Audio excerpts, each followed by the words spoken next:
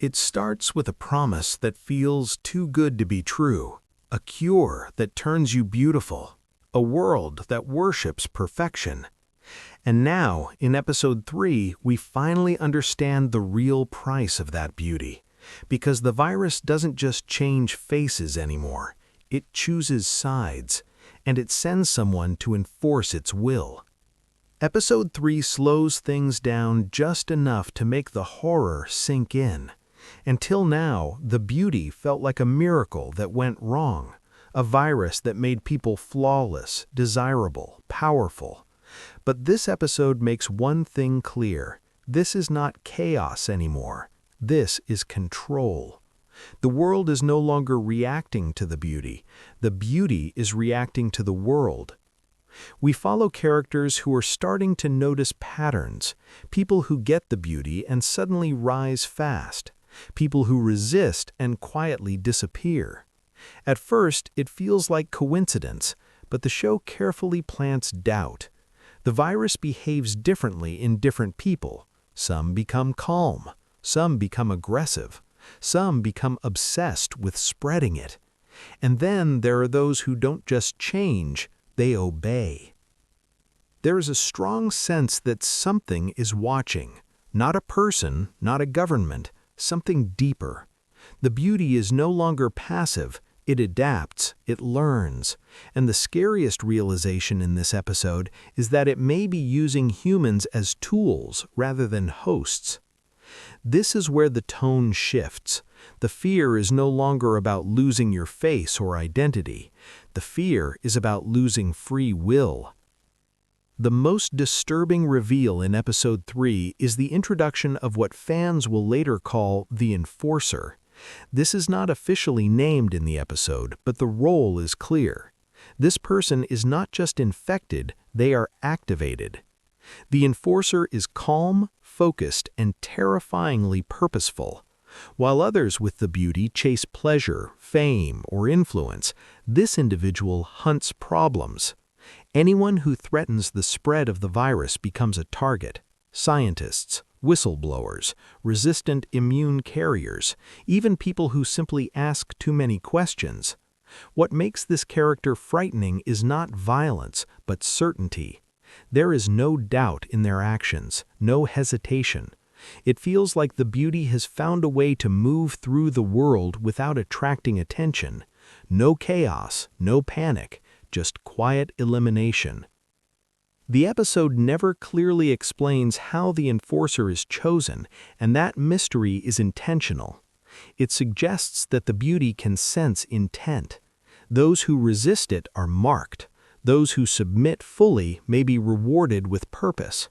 This turns the virus into something almost religious, with believers, sinners, and executioners. By the end of this section, one truth is unavoidable. The beauty doesn't just want to survive, it wants to rule. Episode 3 also explores resistance, but not in a heroic way. The people trying to stop the beauty are broken, divided, and afraid. They don't trust each other because they don't know who might already be compromised. This creates paranoia that slowly destroys their efforts from the inside. One character believes they are immune, and this gives them false confidence. Another thinks exposure can be controlled. A third believes the beauty can be weaponized against itself. Each belief feels logical. Each belief is wrong. The virus doesn't fight directly. It waits. It lets humans sabotage themselves. The episode cleverly shows how resistance actually helps the beauty evolve.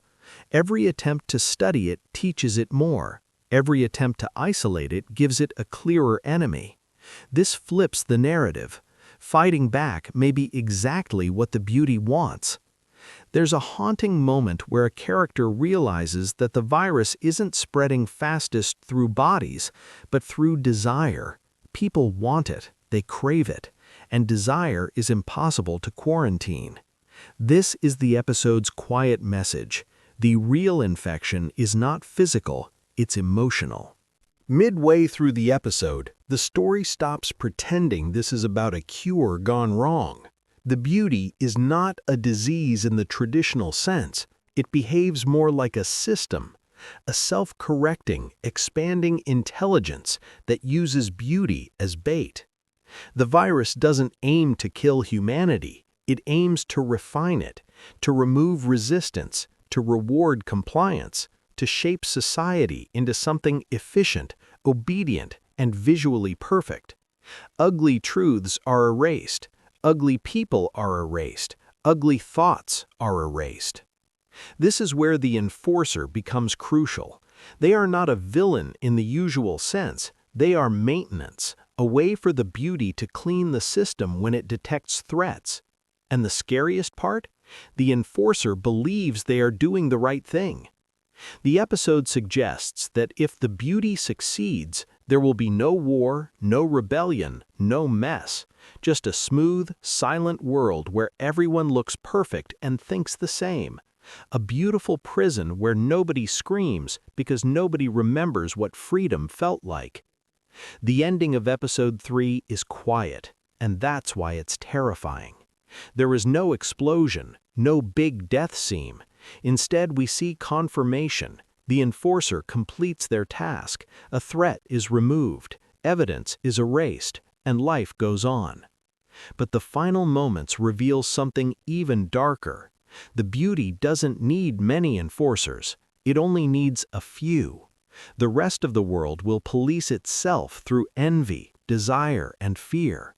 By the time people realize what they've lost, they won't want it back. The episode ends with the understanding that the beauty is no longer spreading randomly. It is choosing its future, and humanity is not in charge of that choice anymore. Episode 3 isn't about shock, it's about inevitability. The horror comes from knowing that the world didn't fall because of violence. It fell because everyone wanted to be beautiful, and the virus simply gave them what they asked for. And now it has an enforcer to make sure no one ever takes that gift away.